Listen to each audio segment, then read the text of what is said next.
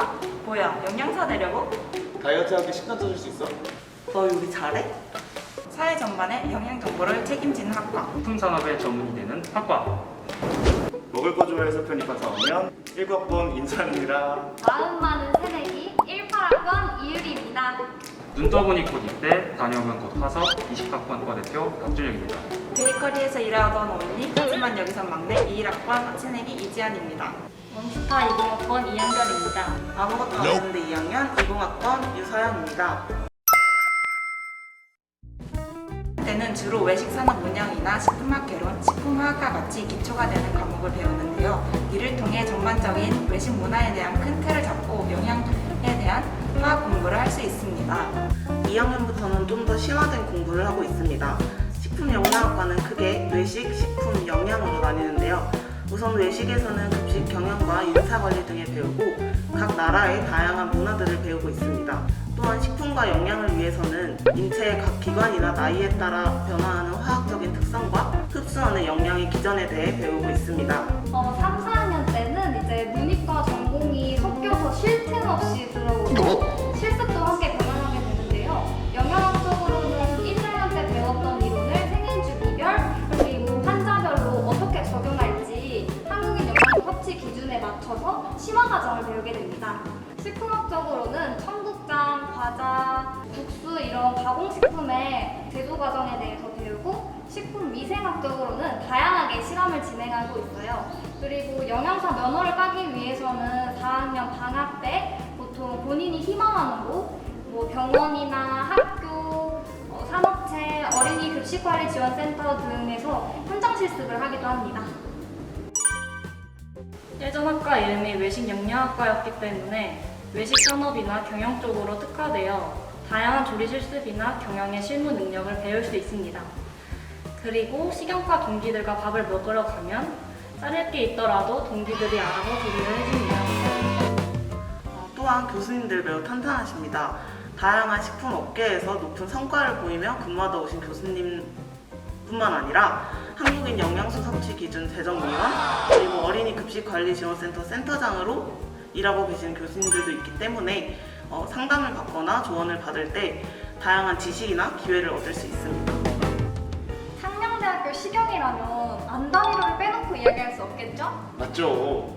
안다미로 협동조합은 학생들이 이끄는 식품영양학과의 협동조합입니다. 쉽게 말하면 학생들이 주도적으로 운영하고 이끄는 협동조합이며 대학생 그리고 학교 관계자, 지역 주민들에게까지 음식과 음료 서비스를 제공하는 브랜드입니다.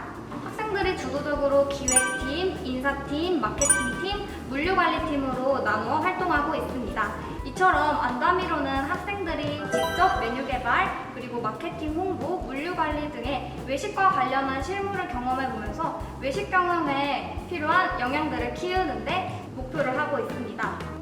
안다미로에 대한 더욱 자세한 내용은 안다미로 공식 인스타그램에서 확인 부탁드립니다. 많은 관심 부탁드립니다. 3학년 때 수업인 식품위생학 및 실험입니다. 학과에서 1, 2학년 때는 수업에서 주로 이론이나 실습 위주로 하게 되고 그리고 고급식품학 수업을 제외하면 보통 3학년부터 실험 수업을 하게 됩니다. 실험실에서 실험기구를 배우는 건 기본이고 음식이나 이제 식품을 가지고 균 실험을 하는 게 재밌었습니다. 식품 안전의 기준이 보통 미생물이기 때문에 그 미생물들 처리 방법이나 이제 기준을 배우는 게 이제 식품 공장이나 식품 회사의 프로토콜을 좀 더 이해할 수 있는 시간이 되었습니다. 저는 1학년 때 교과목이었던 한국조리가 가장 기억에 남습니다.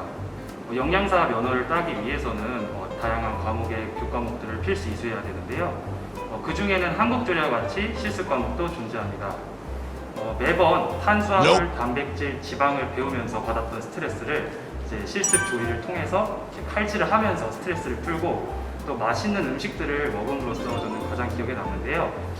이번 학기에는 아쉽게도 코로나 때문에 소수로만 이렇게 운영을 하다 보니까 배 터지게 먹을 수 있었던 그런 기억도 있고 또 교수님께서 해외에서 유학을 다녀오셔서 다양한 경험들을 통해서 저희들 피드백을 해주셨기에 저는 한국조리가 가장 기억에 남습니다. 4학년 1학기 때 배웠던 식사요법이 가장 기억에 남는데요. 실제 식단을 짜고 식단에 맞춰서 요리 실습을 해보는 것은 단체급식에서도 경험을 하지만 내가 먹고 싶은 식단이 아니라 환자분의 경우에는 제한해야 하는 요소가 굉장히 많아요. 예를 들면 당뇨병 환자의 경우에는 탄수화물을 조절해야 하고, 신장 환자의 경우에는 단백질, 나트륨, 칼륨 등 이런 영양소에 대한 조절이 필요합니다. 팀원들과 함께 식단을 짜고 맞지 않는 부분이 있으면 이제 계속 갈아엎는 그런 작업을 하면서 영양사님의 노고를 깨달을 수 있었기도 하고요. 저희가 이제 수업을 들으면서 가장 인상 깊게 깨달았던 것은 너무 짜지 않게, 그리고 달지 않게 골고루 먹자, 병에 걸리지 말자, 아프지 말자를 깨달을 수 있었습니다. 아무래도 식품 영양학과인 만큼 학부 졸업 후 조리교사로 임용을 하시는 분들이 계십니다. 또 혹은 영양사에 꿈이 있으신 분들은 기업체나 식품영양센터에 취직하셔서 영양사 업무를 하시기도 하는데요. 더 나아가 대학원에 진학하시는 분들께서는 영양교사가 되시거나 병원의 임상영양사가 되기 위해 진학하시는 분들도 계십니다.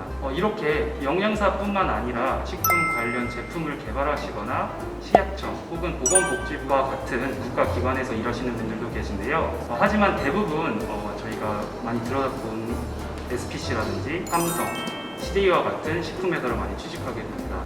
외식 창업 등을 생각하시는 분들도 많고 식품 유통업 쪽에 관련돼서 일을 하다가 높은 개념의 유통업을 하시는 분들도 있습니다. 그리고 화학이나 공학을 이제 복수 전공을 해서 더 다양한 진로로 가는 학생들도 많습니다. 마지막으로 식품이라는 게 아무래도 위생과 관련이 깊다 보니까 세스코나 햇섭처럼 이제 위생에 관리하는 기관에 들어가는 경우도 있습니다.